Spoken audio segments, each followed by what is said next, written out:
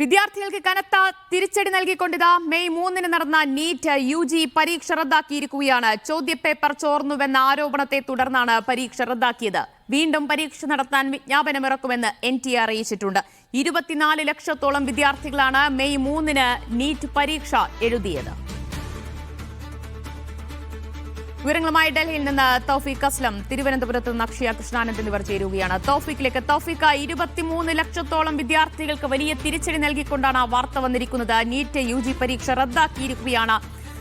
ചോദ്യപേപ്പർ ചോർന്നുവെന്ന കണ്ടെത്തലിനെ തുടർന്നാണോ ഇങ്ങനെയൊരു നടപടി?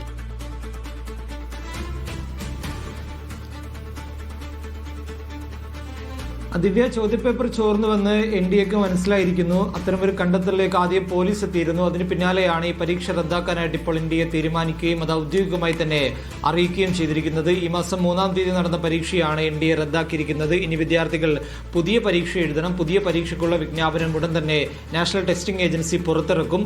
അതിന്റെ അടിസ്ഥാനത്തിൽ പുതിയ ഹോൾ ടിക്കറ്റുകൾ വിദ്യാർത്ഥികൾക്ക് വിതരണം ചെയ്യുകയും വിദ്യാർത്ഥികൾ പുതിയ പരീക്ഷ എഴുതണമെന്നുള്ള നിർദ്ദേശമാണ് ഇപ്പോൾ NTA നൽകിയിരിക്കുന്നത്. പുതിയ രജിസ്ട്രേഷനോ ഒന്നും ആവശ്യമായി വരില്ല. കഴിഞ്ഞ തവണ ഈ മാസം 3-ാം തീയതി പരീക്ഷ എഴുതിയ എല്ലാ വിദ്യാർത്ഥികൾക്കും പരീക്ഷ എഴുതാം. ഫീസോ ഒന്നും നൽകേണ്ടതില്ല എന്നുകൂടി NDA ഇപ്പോൾ അവരുടെ സോഷ്യൽ മീഡിയ ഹാൻഡിലുകളിലൂടെ അറിയിക്കുകയും ചെയ്തിട്ടുണ്ട്. ഈ രാജസ്ഥാനിലെ SOG ആണ് ഈ ചോദ്യപേപ്പർ ചോർച്ചയുമായി ബന്ധപ്പെട്ടുള്ള അന്വേഷണം കഴിഞ്ഞ കുറച്ച് ദിവസങ്ങളായി നടത്തി വന്നത്. ഈ പരീക്ഷ നടന്നതിന് 2 ദിവസത്തിന് ശേഷമാണ് ഇത്തരത്തിൽ ചോദ്യപേപ്പർ ചോർന്നിട്ടുണ്ട് എന്നുള്ളൊരു വിവരം SOGക്ക് ലഭിക്കുന്നത്. ഇതിന്റെ അടിസ്ഥാനത്തിലാണ് പരിശോധനകൾ നടത്തിയത്. മാതൃകാ ചോദ്യപേപ്പർ എന്ന് പറഞ്ഞുകൊണ്ട് ചില ആളുകൾ വിദ്യാർത്ഥികൾക്ക് ചോദ്യപേപ്പറുകൾ കൈമാറിയിരുന്നു. അതിലാണ് ഇത്തരത്തിൽ ക്രമക്കേടുകൾ ഉണ്ടായിരിക്കുന്നത്. ആ ചോദ്യപേപ്പറിലെ മാതൃകാ ചോദ്യപേപ്പറിലെ 140 ചോദ്യങ്ങളും യഥാർത്ഥ ചോദ്യപേപ്പറിൽ ഉണ്ടായിരുന്ന ചോദ്യങ്ങളാണ്. ആകെ 180 ചോദ്യങ്ങളാണ് നീറ്റ് പരീക്ഷയ്ക്ക് എല്ലാ വർഷവും ഉണ്ടാകാറുള്ളത്. ആ 180 ചോദ്യങ്ങളിൽ 140 ചോദ്യങ്ങളും ഈ മാതൃകാ ചോദ്യപേപ്പർ